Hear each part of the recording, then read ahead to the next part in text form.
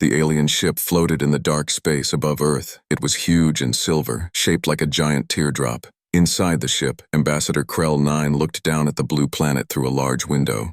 His skin was pale green, and his eyes were black like deep pools. He had been watching Earth for many days now. "This should be easy," Krell 9 said to his crew. "The humans are young. They will listen to us like all the others do." The Galactic Federation had done this many times before. They would visit new worlds and make contact with the people there. The aliens always brought peace and knowledge. Most planets were happy to join them. It was simple and safe. Telvash, the science officer, checked his readings. His long fingers moved over the glowing controls. "The humans have basic technology," he said. "Simple weapons. Nothing that can hurt us." Krell 9 nodded. The Federation ships had shields that could stop any attack. Their weapons could destroy cities in seconds, but they never needed to use them. Most species saw their power and chose to surrender right away. "Begin the greeting sequence," Krell 9 ordered. The alien ship started to glow with soft blue light. This light was special. It made most creatures feel calm and peaceful. It helped them accept the Federation's rule without fighting. The light had worked on every planet they had visited. Far below on Earth, Captain Jake Morrison sat in the command center of the Earth Defense Force. Red lights flashed on his screens. Alarms rang through the room. His brown hair was messy from running his hands through it. He had been awake for 18 hours straight. "Captain, we have multiple contacts," said Commander Lisa Park. She was a small woman with sharp eyes and quick hands. "They appeared out of nowhere. Our satellites didn't see them coming." Jake stared at the screen. The objects were massive, much bigger than anything humans had ever built. "How many ships?" he asked. 12 confirmed, Lisa said. "Maybe more hiding behind the moon." Jake felt his heart race. This was what every military leader had feared. First contact with aliens, and Earth was not ready. But he had trained for this moment his whole life. "Send the alert to all bases," Jake ordered. "Code Black. This is not a drill." Around the world, military bases came alive. Soldiers ran to their posts. Fighter jets started their engines. Nuclear submarines rose from the deep ocean. Space defense platforms turned their weapons toward the alien ships. The Federation watched all of this with confusion. Most planets they visited had simple armies with swords and bows. Even the advanced ones usually had basic laser weapons. But Earth was different. The humans had split the atom. They had weapons that could destroy their own planet. "Why are they preparing for war?" Telvash asked. "We sent the peace signal." Krell 9 frowned. His black eyes studied the readings. "Perhaps they do not understand. Increase the signal strength."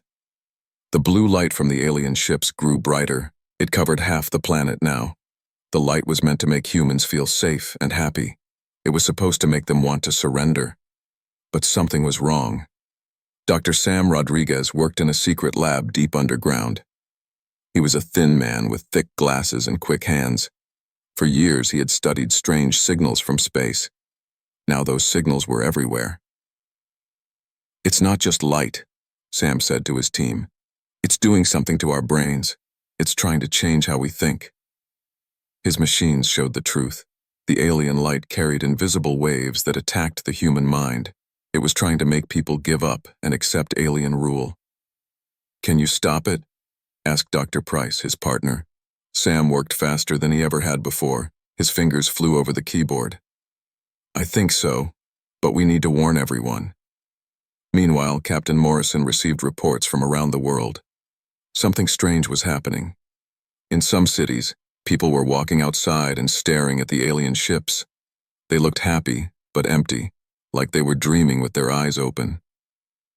"The aliens are doing something to our people," Lisa said. Her voice was angry now. "This isn't peaceful contact. This is an attack." Jake made the hardest decision of his life. "All units, prepare to fire. Target the alien vessels." High above Earth, Krell 9 could not believe what he was seeing. The humans were pointing weapons at them, real weapons, dangerous weapons. This had never happened before. "Ambassador," Telvash said with worry in his voice, "their nuclear missiles are armed. Their space weapons are charging. Impossible, Krell 9 said. The peace signal always works. They should be happy to see us. But the humans were not happy. They were angry. Jake Morrison had sent a message to the alien ships. It was short and clear. Leave our planet now, or we will make you leave. The Federation had never received a threat like this. In 2,000 years of peaceful contact, no planet had ever told them to go away. They were the good ones. They brought peace and science and safety. Sir, Telvash said, I think we made a mistake. These humans are not like the others. Krell 9 watched as more human weapons came online. He saw space fighters launching from hidden bases. He saw massive guns rising from the ground. The humans had turned their entire planet into a weapon. For the first time in his long life, Ambassador Krell 9 of the Galactic Federation felt something he had never felt before. He felt afraid. The humans were supposed to be grateful. They were supposed to bow down and ask for help. Instead, they were preparing for war against enemies they had never seen before. What kind of species fights back against beings from the stars? Krell 9 whispered. He was about to find out. Ambassador Krell 9 paced back and forth on his ship's bridge. His green skin had turned a darker shade, which meant he was worried. In all his years serving the Galactic Federation, he had never seen anything like this. The humans are still pointing their weapons at us, Telvash reported. His voice shook a little. Their nuclear submarines have surrounded our position. They have weapons in space we didn't know about. Krell 9 stopped pacing. This makes no sense.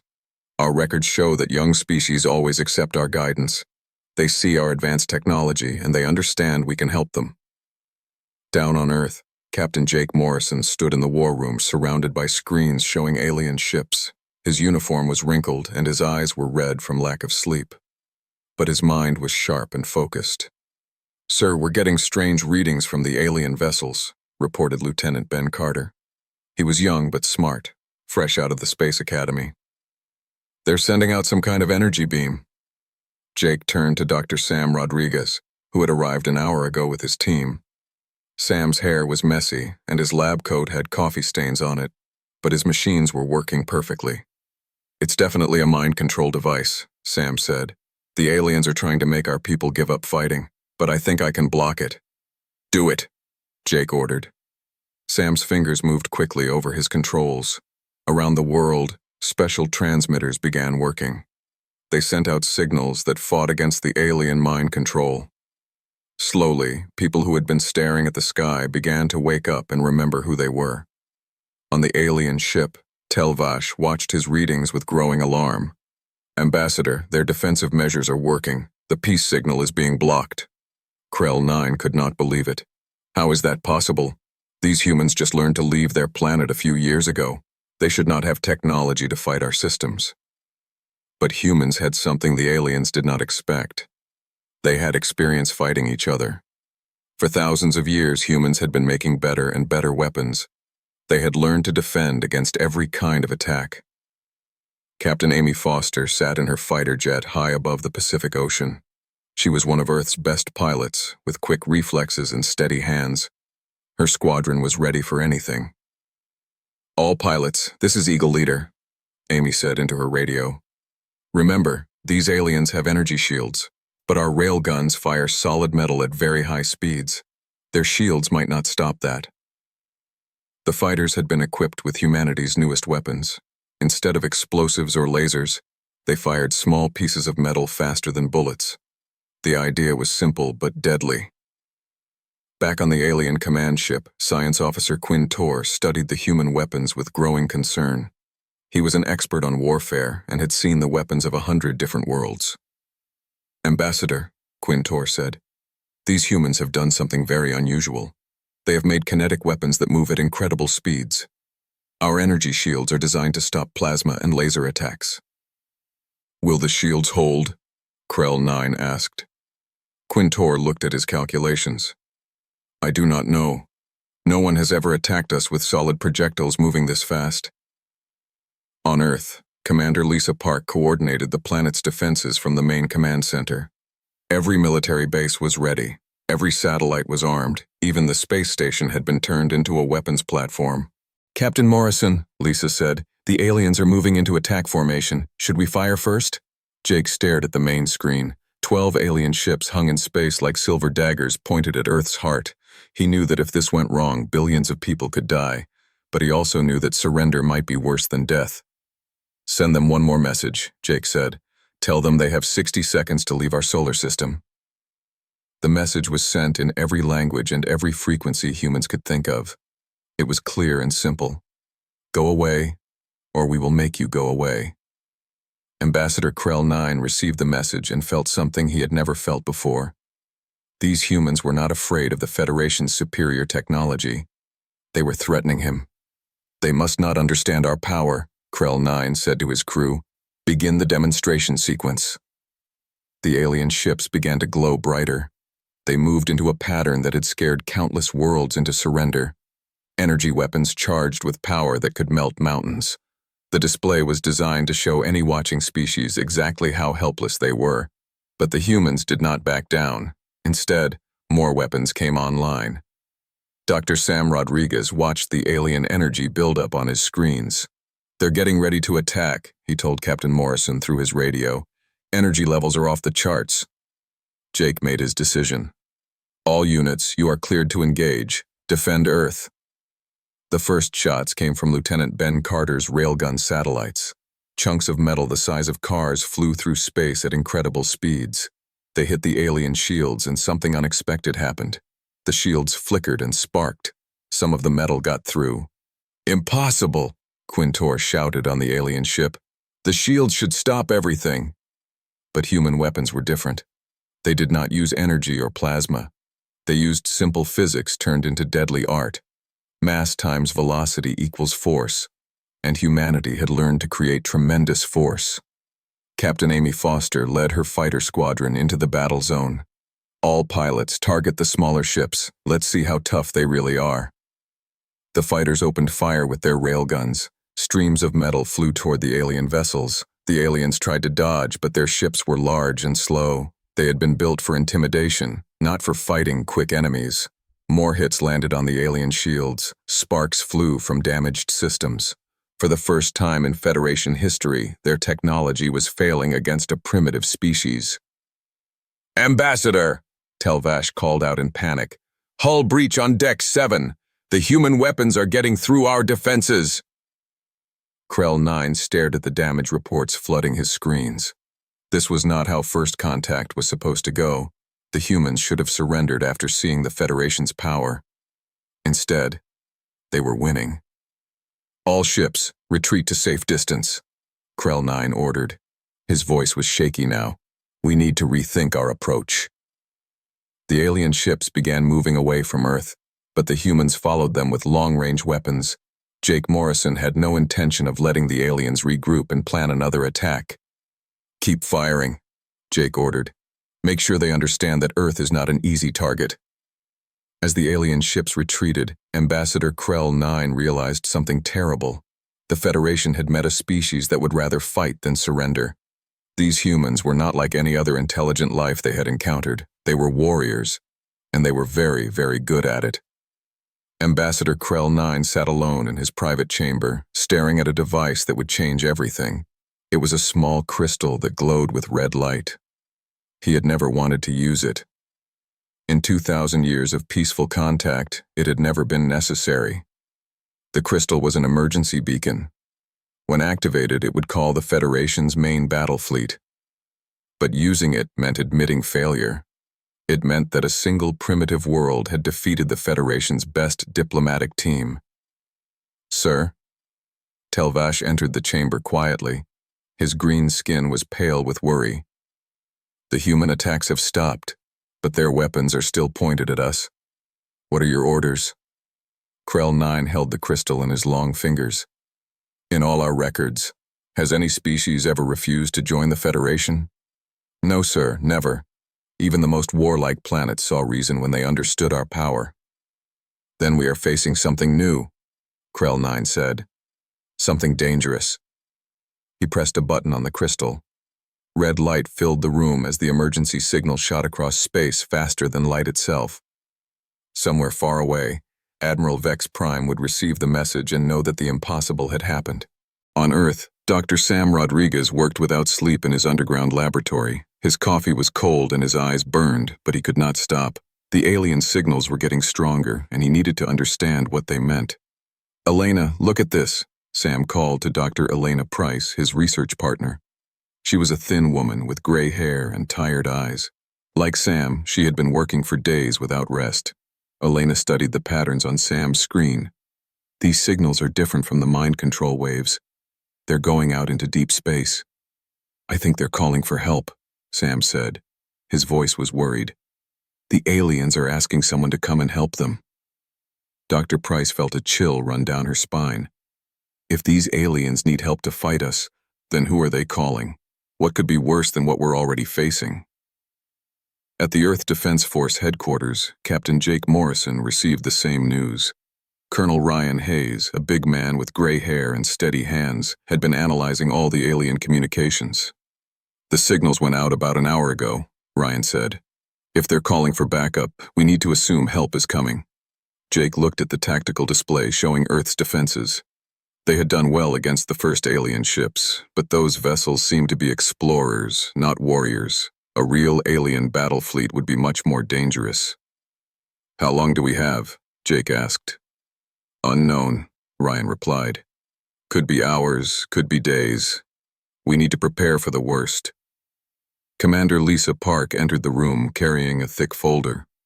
"I've been talking to our allies around the world. Everyone wants to help, but we're still just one planet against who knows what." Jake nodded. "Send word to all military units. Begin evacuation of non-essential personnel from major cities. If a real alien fleet is coming, we need to be ready." Far across the galaxy, Admiral Vex Prime received Krell 9's emergency signal aboard his massive command ship. The Admiral was old and experienced, with silver skin and wise eyes.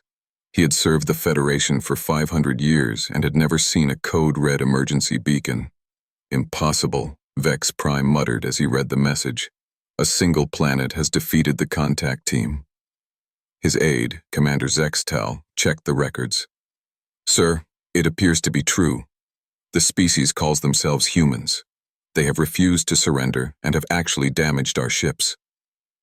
Admiral Vex Prime had seen many worlds join the Federation. Some needed gentle persuasion, others required a show of force, but none had ever fought back successfully. "How many ships does this planet have?" the Admiral asked. "According to the report, they have no space fleet at all," Zextal replied. "They attacked us from their planet's surface and from small fighter craft." This made no sense to Admiral Vex Prime. How could a planet without a space navy defeat Federation vessels? It should have been impossible. "Prepare the third battle fleet," the Admiral ordered. "If these humans want to fight, we will show them what real power looks like." The third battle fleet was enormous. 17 ships, each one larger than a mountain. The flagship alone carried enough firepower to destroy continents. No planet had ever seen such force and continued to resist.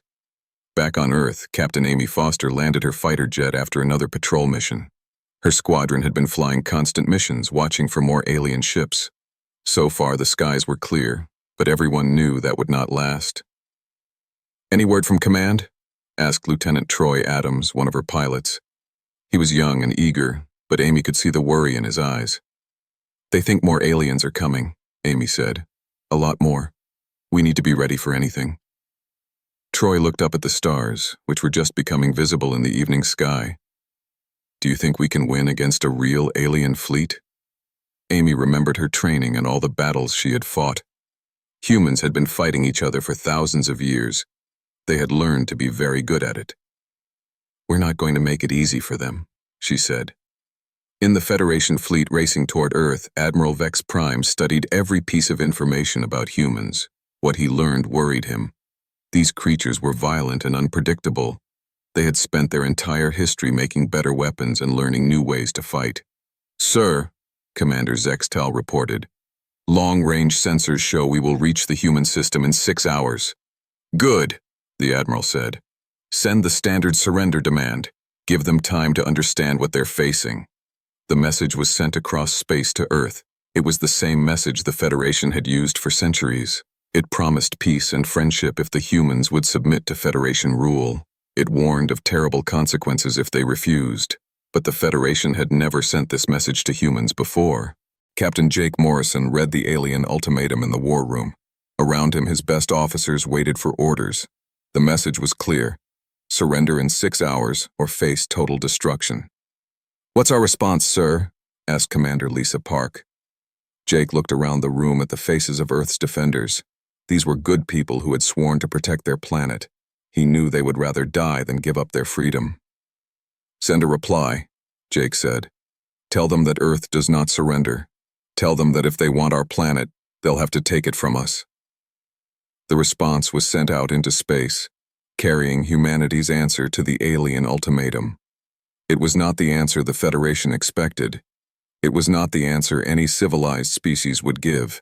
But humans had never been a civilized species. They were something much more dangerous. They were survivors, and they were about to prove it.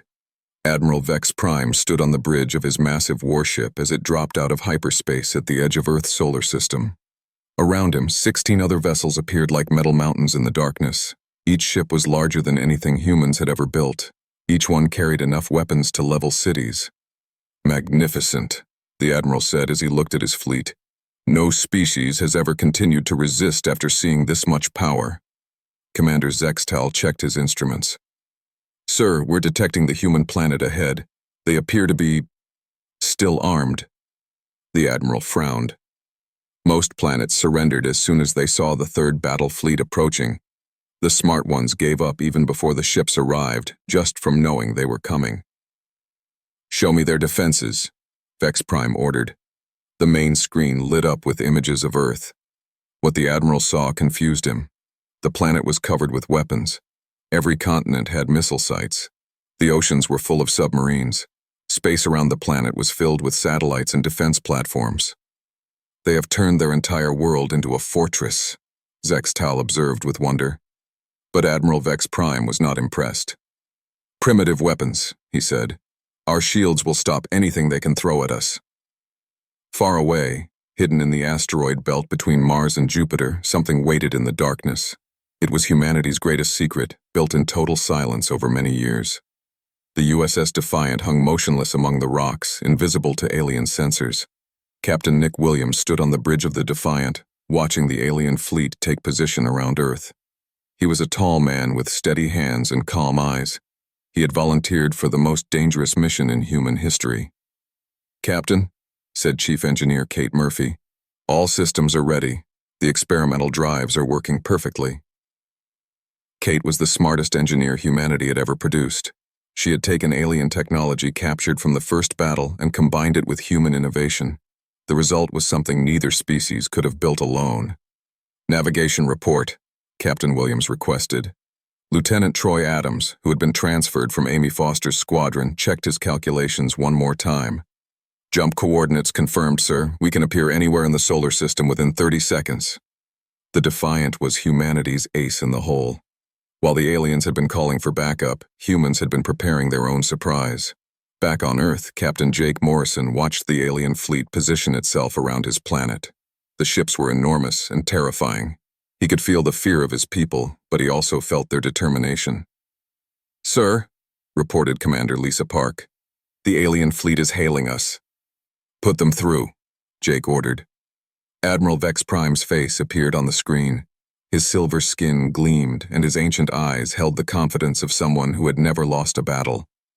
"People of Earth," the Admiral began, "I am Admiral Vex Prime of the Galactic Federation 3rd Battle Fleet. You have defied our peaceful offers and attacked our representatives. This ends now."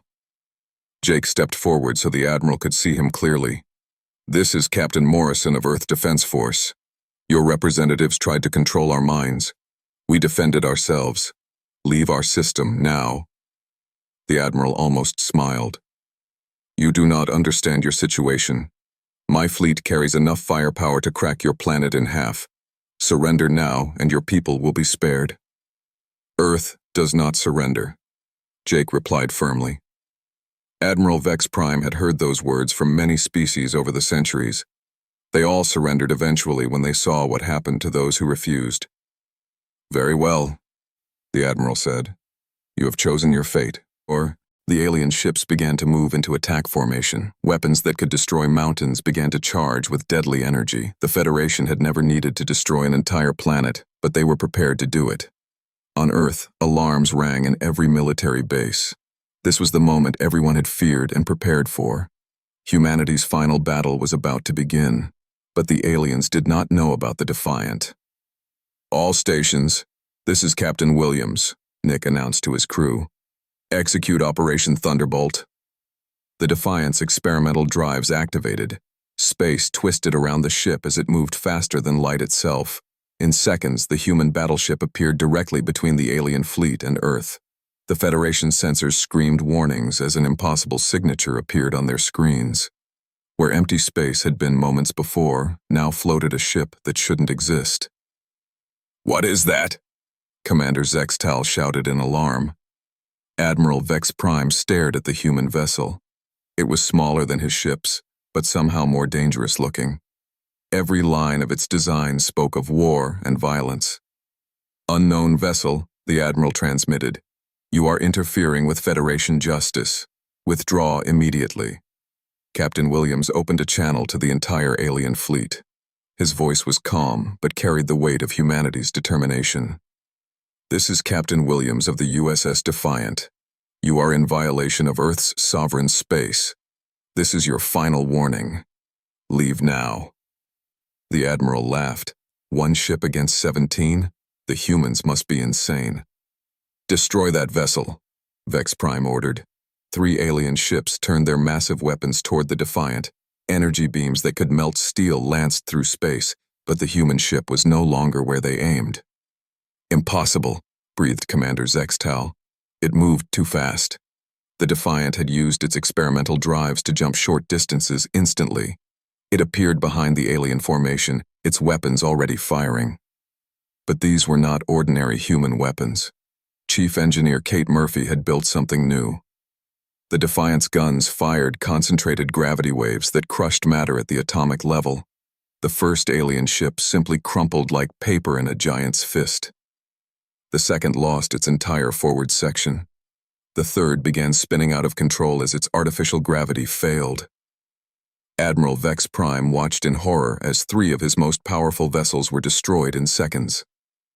In 500 years of service, he had never seen weapons like these.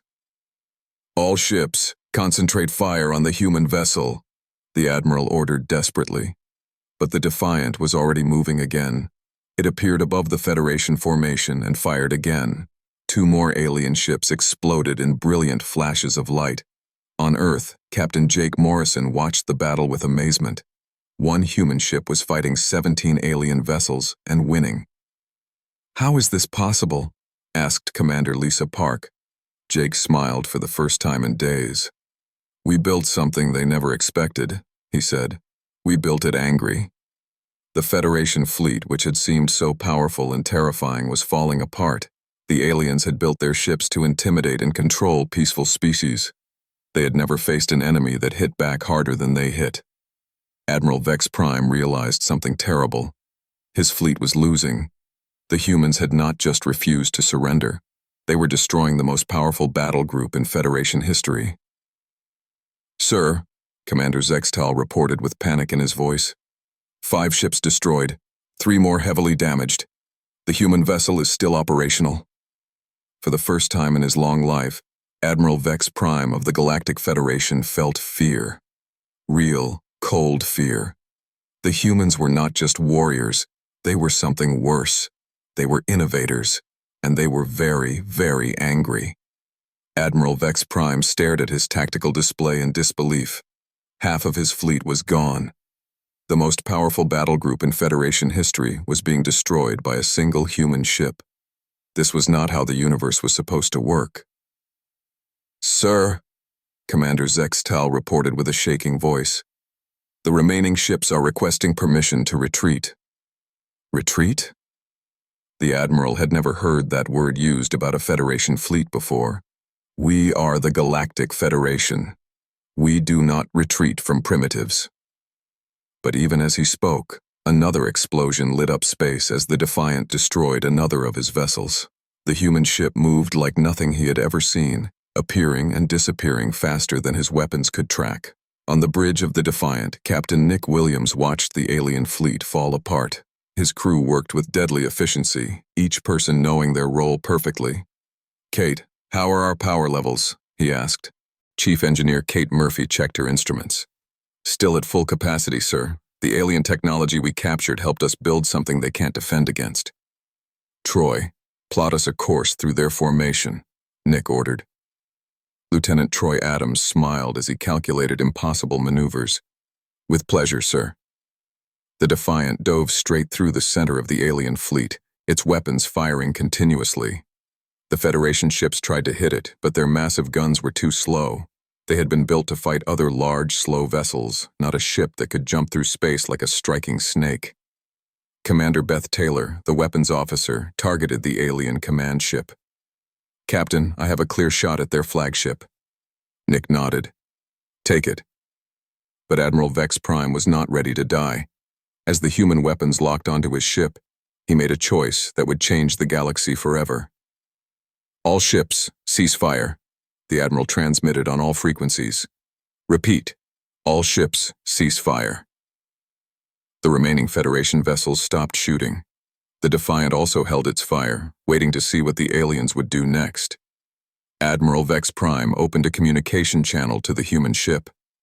When Captain Williams appeared on his screen, the old Admiral saw something in the human's eyes that he had never seen before. It was not anger or hatred. It was determination mixed with something else. It was disappointment. "Admiral," Captain Williams said calmly, "I expected better from a species that calls itself civilized." Those words hit Vex Prime harder than any weapon could have. In 500 years of conquest, no one had ever questioned the Federation's right to rule. No one had ever suggested they were wrong. "We brought peace to the galaxy," the Admiral said, but his voice lacked its usual confidence. "You brought surrender," Williams replied. "There's a difference." On Earth, Captain Jake Morrison and his team watched the conversation with fascination. The most powerful military force in the galaxy was talking instead of fighting. That had to mean something. "Sir," Commander Lisa Park observed, "their weapons are powering down." Jake nodded. Maybe they're finally ready to listen. Back in space, Admiral Vex Prime found himself in an impossible situation. His fleet was beaten. His ships were destroyed or damaged. But more than that, his entire understanding of the universe had been shattered. "What do you want?" the Admiral asked. Captain Williams considered the question carefully. "We want what every intelligent species should want. The right to make our own choices. The right to be free." "The Federation brings order," Vex Prime protested. "Without us, the galaxy would be chaos." "Maybe," Williams agreed. "But maybe some chaos is better than perfect order built on surrender." The Admiral looked around his damaged bridge. His remaining ships were scattered and broken. The humans had proven something terrible. The Federation's power was not absolute. "What are your terms?" Vex Prime asked. Captain Williams had prepared for this moment. "Simple. Earth joins the galactic community as an equal partner, not as a subject. We share our defensive technologies with any species that wants to remain free, and the Federation learns to ask instead of demand." Dr. Sam Rodriguez, listening from his lab on Earth, smiled for the first time in days. "They're negotiating," he told Dr. Elena Price. "The aliens are actually negotiating." Admiral Vex Prime realized he had no choice. He could continue fighting and lose his entire fleet, or he could accept that the universe had changed forever. "The Federation Council will need to approve any agreement," he said. "Then call them," Williams replied. "Tell them that humanity is ready to join the galactic community, but we're joining as partners, not pets." The communication ended, leaving Admiral Vex Prime alone with his thoughts. He had come to Earth expecting easy victory over a primitive species. Instead, he had discovered something that would reshape the galaxy. He had found a species that valued freedom more than safety. Days later, Ambassador Krell 9 stood before the Federation Council, the governing body of 12 species that had ruled the galaxy for millennia. His report would change everything. "Council members," Krell 9 began, "I must report that we have encountered a new type of civilization. The humans of Earth have refused to submit to Federation authority. More than that, they have proven capable of defending their refusal." The council members looked at each other with confusion and alarm. This had never happened before. "What are you recommending?" asked the council leader. Krell 9 took a deep breath. "I recommend we accept their terms. The humans offer to share their military technology with any species that wants to remain independent. In exchange, they ask only for the right to govern themselves." "Impossible," said another council member. "The Federation does not negotiate with individual planets." "Then perhaps," Krell 9 said quietly, "it is time for the Federation to change." The debate that followed would last for months, but the outcome was already decided. The humans had proven that resistance was possible. Other species would learn of this and might choose to follow Earth's example. Back on Earth, Captain Nick Williams brought the Defiant home to a hero's welcome. The ship that had faced down an entire alien fleet landed at the secret base where it had been built. "Think they'll keep their word?" asked Chief Engineer Kate Murphy. Nick looked up at the stars, where alien ships were already departing the solar system. "I think they don't have much choice. We've shown the galaxy that the Federation isn't invincible." Captain Jake Morrison stood in the same command center where the crisis had begun. The screens that had once shown alien threats now displayed peaceful space. Earth was safe, and more than that, it was free. "What happens now?" asked Commander Lisa Park. Jake smiled. "Now we explore the galaxy. But we do it as equals, not as subjects." In the years that followed, the Galactic Federation would indeed change. Some species chose to remain under Federation protection, happy with the safety it provided, but others, inspired by humanity's example, chose independence. The galaxy became a more chaotic place, but also a more interesting one. Trade flourished between free worlds. Art and science advanced as different species shared ideas as equals rather than rulers and subjects. And at the center of it all was Earth, the small blue planet whose people had looked up at superior force and said two simple words: "No thanks." The Federation had fallen silent when humanity's battleship arrived, not because they were awed by human power, but because they had finally met a species that refused to be impressed by anyone else's. The age of automatic surrender was over. The age of negotiated peace had begun, and it all started because humanity had learned long ago that some things were worth fighting for.